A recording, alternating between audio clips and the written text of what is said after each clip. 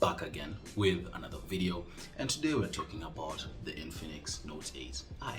Now, let's start this off with a quote, and I want you to keep this in mind, okay? The first impressions of a phone can either be the nail in its coffin or be the launchpad to that phone brand. That said, I've had this phone in my pocket for the last 336 hours, and I don't understand why people have this negative mentality about Infinix phones. I asked a question the other day on my status and my Twitter. If you don't follow me over there, please do.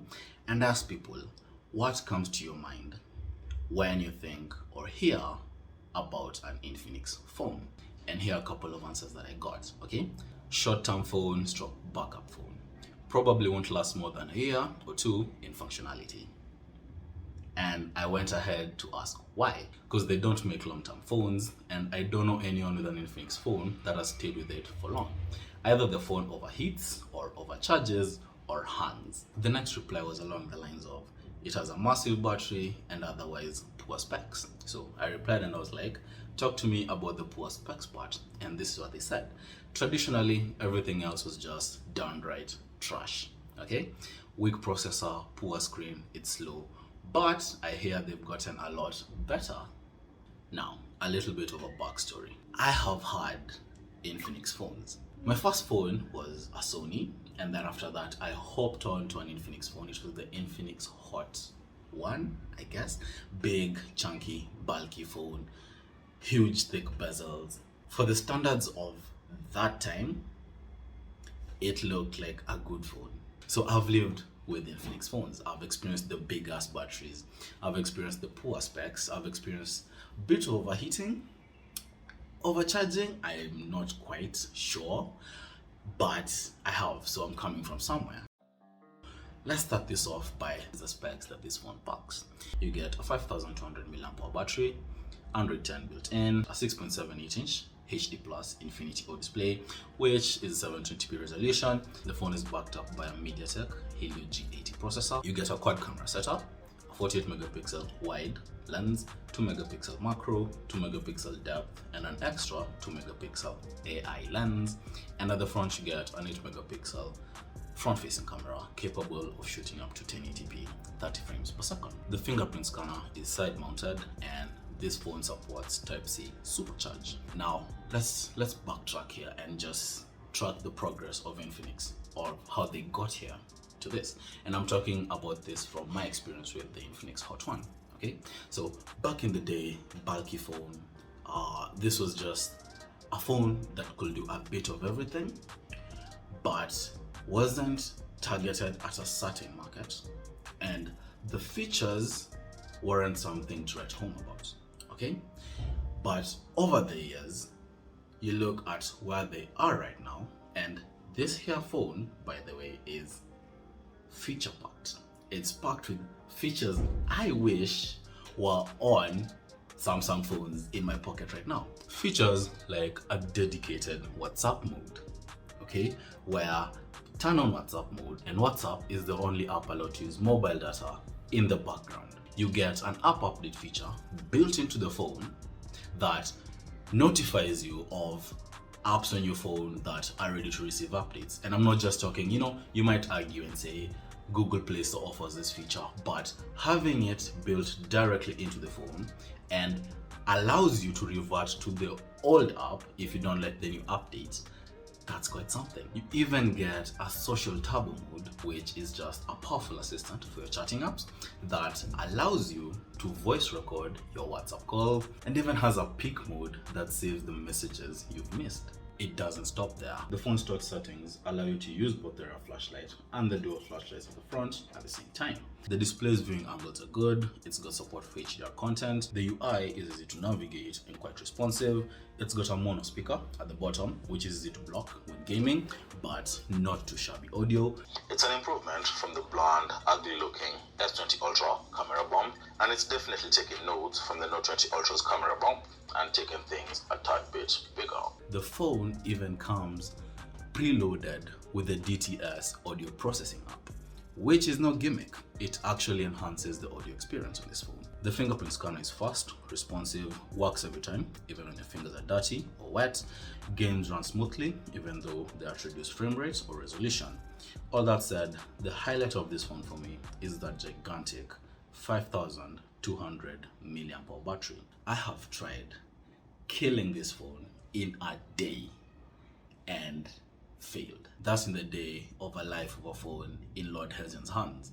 I'm talking about browsing through 100 plus apps, navigation, Google Maps all through, playing games here and there, Spotify, playing music all through, Bluetooth, location, Wi-Fi on, all through, max brightness, and I still couldn't kill this phone. I was ending a full day of usage at around 10 p.m. with 10 hours plus of screen on time. No kidding. And thing is, for such a huge battery, it charges up pretty quick. Talking about going from 25% to 100% in under an hour. Pretty impressive stuff.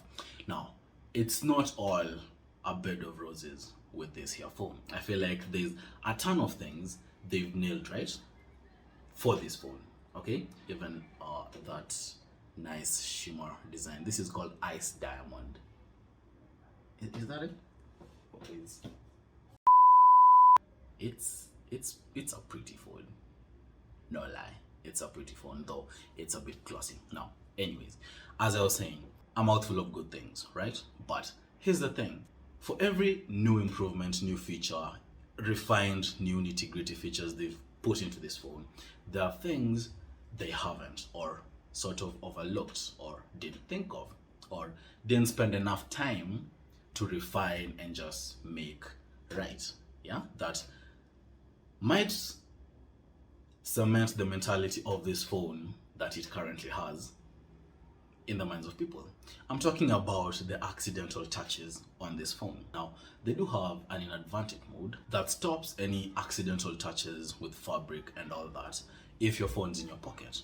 But thing is, it doesn't work as expected to, because I've put this phone in my bag or in my pocket, and the next time I got it out, it had locked itself. It had told me to reset the phone because there were too many pin entries that it just straight out blocked the phone. Another time, it went ahead and deleted all the fingerprints saved on the phone. Up next is how this phone shuts background apps like crazy. It's too frequent, it's not even a joke. This is just poor memory optimization, meaning the phone doesn't use that 4 or 6 gigs of RAM wisely. It's so bad, you literally miss notifications from background apps that are forcefully shut down by the phone. And another thing, okay, this is in that category of the thought of it, it's a good feature, it's on other phones, but they didn't take enough time to refine it, okay? And that's the lift to wake feature. So on this phone, you lift the phone, the screen unlocks. If you have your face recognition set up, it unlocks your face, or you can type in your PIN, or just, unlock it like that with the fingerprint scanner.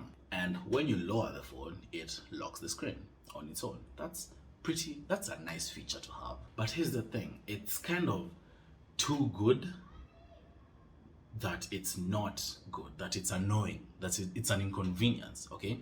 Lift to wake, it unlocks, boom. But the moment I lower it, or I was just looking at the clock, I lower it, I'm thinking my phone has locked the screen when it hasn't, right? So I put the phone in my pocket when it's unlocked, and I come back, find the phone has ordered an Uber for me, it's texted my mom, it's texted my pastor, that type of stuff. It's really annoying. It's so annoying. I just found myself straight up just turning it off, okay? And it's a no-no for me.